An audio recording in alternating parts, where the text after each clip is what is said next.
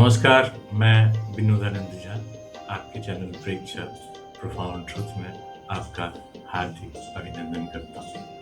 मित्रों, भारत की इस धरती पर एक ऐसा स्थान है जहाँ शिव और शक्ति साथ निवास करते हैं, जहाँ रावण ने अपने अहंकार का त्याग किया, जहाँ आदि शंकराचार्य ने सनातन की रक्षा की और जहाँ हर पत्थर से ओम नमः शिवाय की ध्वनि सुनाई देती है। यह स्थान है श्री शैलम, जहाँ शिव स्वयं ज्योति बनकर प्रकट हुए। श्री शैलम आंध्र प्रदेश राज्य में नल्लमाला पर्वत श्रृंखला के बीच कृष्णा नदी के तट पर स्थित है। इसका उल्लेख शिव पुराण, स्कंद पुराण और महाभारत में मिलता है। यह स्थान न केवल प्राकृतिक रूप से अद्भुत है, बल्कि आध्यात्मिक ऊर्जा का एक शक्तिशाली केंद्र भी है। यह वही भूमि है जहाँ दक्षिण का कैलाश माना जाने वाला मल्लिकार्जुन ज्योतिर्लिंग स्थापित है और जहाँ साथ ही उनके विराजमान है माता भ्रामरांबा। यही कारण है कि श्री शैलम को ज्योतिर्लिंग और शक्तिपीठ का दुर्लभ संगम कहा जाता है। 12 ज्योतिर्लिंगों में एक श्री शैलम में स्थित भगवान शिव का ज्योतिर्लिंग मल्लिकार्जुन कहलाता है। मल्लिका अर्थात चमेली का फूल और अर्जुन शिव का एक नाम है। कहा जाता है कि भगवान शिव यहाँ चमेली के फूलों से प्रसन्न होकर प्रकट हुए। पौराणिक कथा के अनुसार एक बार देव सेनापति कार्तिकेय और भगवान गणेश के बीच विवाह को लेकर प्रतियोगिता हुई। शिव ने कहा, जो पहले पूरे ब्रह्मांड की परिक्रमा करेगा वही पहले विवाह करेगा। कार्तिकेय अपने वाहन मोर पर ब्रह्मांड की परिक्रमा के लिए निकल पड़े, पर विनायक ने माता पिता शिव पार्वती की ही परिक्रमा कर ली और विजयी घोषित किए। गणपति की इस जीत पर कार्तिकेय स्वयं को ठगा हुआ मानकर क्रोधित हो गए और क्रौंच पर्वत अर्थात श्री शैलम क्षेत्र चले गए। अपने पुत्र के वियोग में शिव और पार्वती स्वयं श्री शैलम आए और यहीं स्थायी रूप से विराजमान हो गए। यही कारण है कि श्री शैलम को परिवार, करुणा और त्याग का प्रतीक माना जाता है। श्री शैलम केवल शिव का धाम नहीं, यह शक्ति माता ब्रह्मरांबा देवी का भी परम केंद्र है। लोक कथा है कि एक बार भ्रमरासुर नामक राक्षस ने देवताओं को अत्यंत पीड़ित किया। माता पार्वती ने भ्रमर अर्थात भौरे के रूप में अवतार लिया और उस राक्षस का वध किया।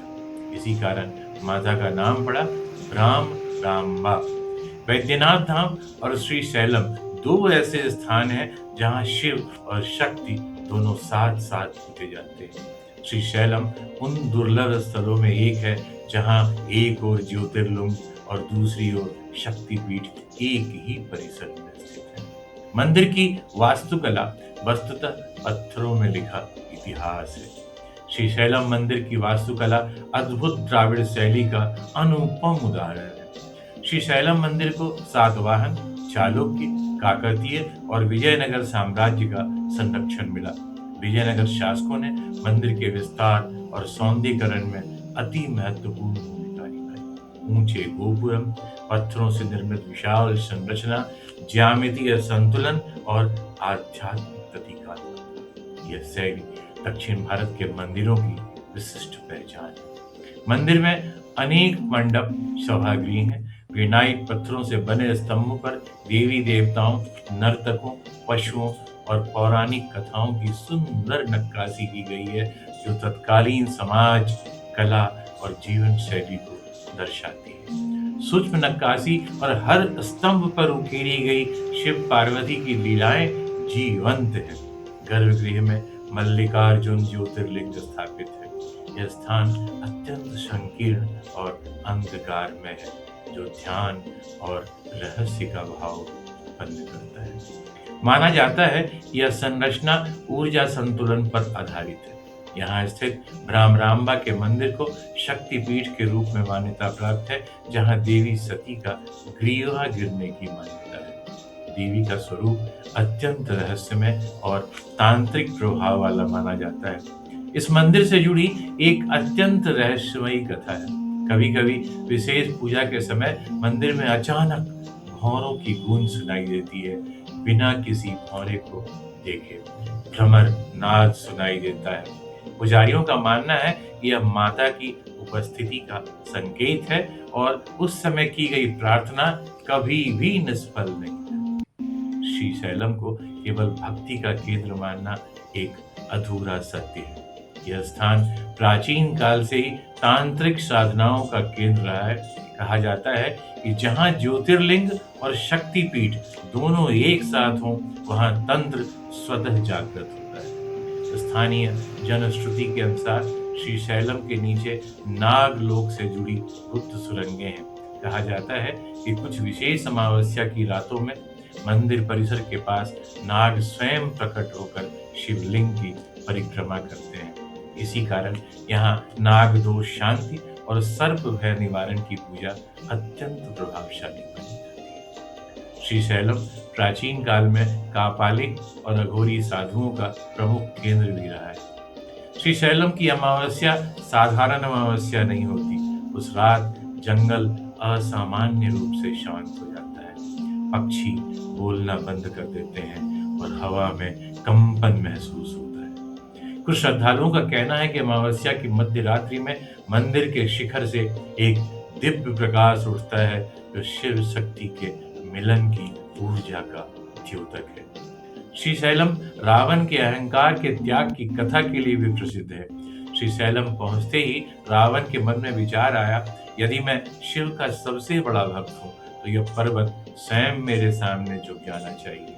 अहंकार में डूबे रावण ने पवित्र श्रीशैलम पर्वत को उठाने का प्रयास किया, जैसे ही उसने कभी कैलाश पर्वत को उठाया था।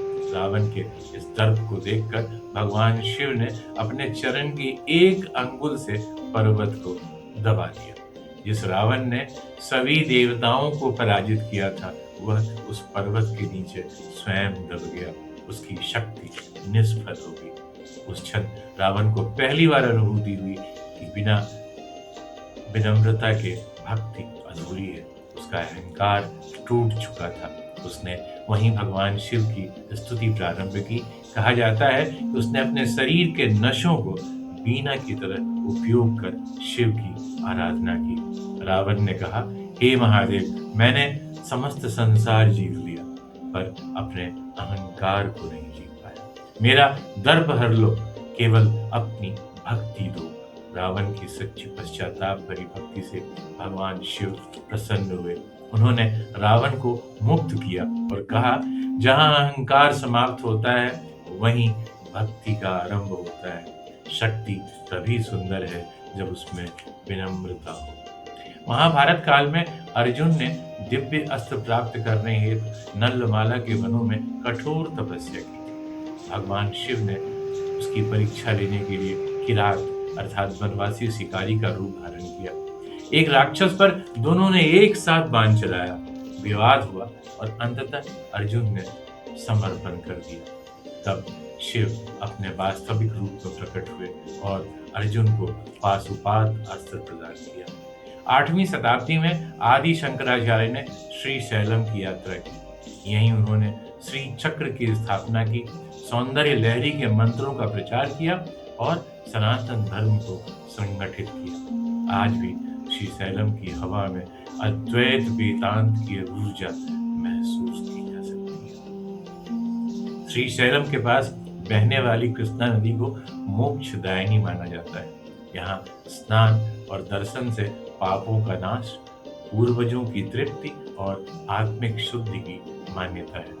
महाशिवरात्रि और नवरात्रि में यहाँ लाखों की संख्या में श्रद्धालु महादेव और माता ब्रह्मरंबा की विशेष पूजा में एकत्रित होते हैं। तांत्रिक परंपरा में कहा जाता है कि जहाँ भय समाप्त होता है वहीं भक्ति शुरू होती है। श्रीशैलम केवल दर्शन का स्थान नहीं, यह अनुभव करने की भूमि है। यहाँ शिव मूर्ति नहीं, शक्ति है।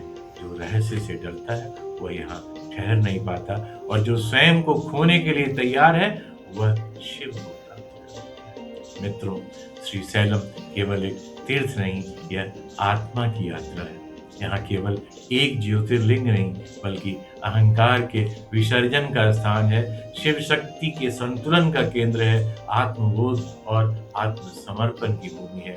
यहाँ मल्लिकार्जुन अहंकार का नाश करते हैं और माता ब्राह्मणंबा विवेक प्रदान करती है। अगर जीवन में कभी अहंकार टूटे, दिशा न दिखे या फिर आत्मा पुकारे तो एक बार श्रीशैलम अवश्य आइए। शिव स्वयं आपको रास्ता दिखाएंगे। हर हर महादेव। मित्रों, अगर आपको ये वीडियो पसंद आया तो लाइक जरूर करें, शेयर करें और कमेंट बॉक्स में अपने विचारों से हमें अवगत कराएं। अगर आपने अब तक ये चैनल सब्सक्राइब नहीं किया है तो ऐसे ही प्रेरणादायक कंटेंट के लिए सब्सक्राइब करें @विकसित भारत 2050 पर प्रेक्षा चैनल को। अगली कड़ी में हम चर्चा करेंगे भारत की अमूल्य संस्कृति, सनातन धर्म और भाषा से जुड़े अन्य विभिन्न महत्वपूर्ण पहलुओं पर। तब तक के लिए आपका धन्यवाद। जय हिंद।